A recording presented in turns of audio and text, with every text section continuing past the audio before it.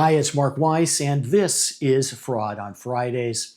Many people in healthcare would love to use your medical license, and not in a good way, well, at least for you.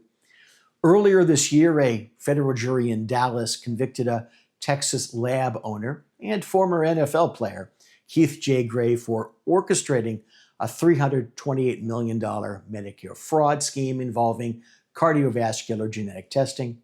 He's scheduled to be sentenced later this year on conspiracy to defraud the U.S., to pay and receive healthcare kickbacks, 5 counts of violating the anti-kickback statute, and 3 counts of money laundering. He could get up to 10 years in prison on each count for which he was convicted. That's interesting. But here's the real point for you. The scheme illustrates a tactic that physicians must be extremely wary of. According to the U.S. Department of Justice, Gray's laboratories paid kickbacks to marketers to obtain Medicare beneficiaries' DNA samples, their personal information, and signed physician orders for medically unnecessary genetic tests. Here's how the game was played. The marketers first contacted Medicare beneficiaries through telemarketing campaigns.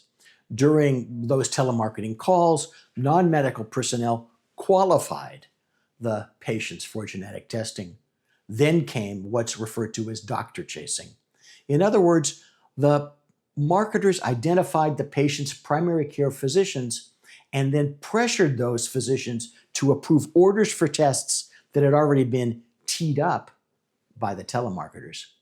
Think about what that means for you.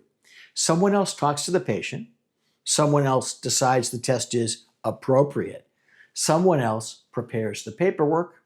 Your role? Well, sign here. Hey, what could go wrong? Well, quite a bit.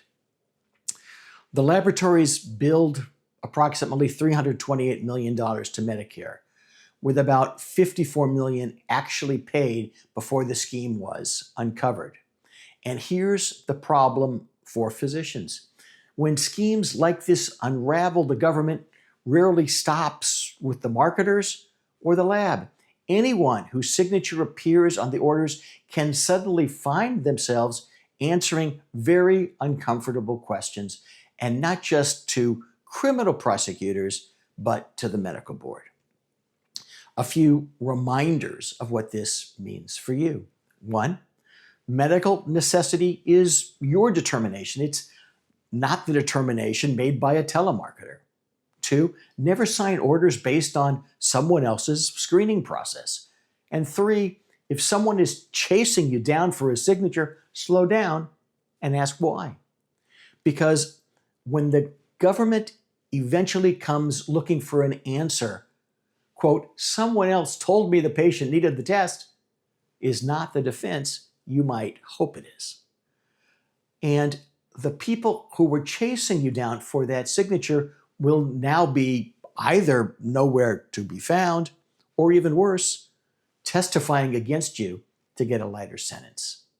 Stay tuned. There's always more fraud to unpack next Friday.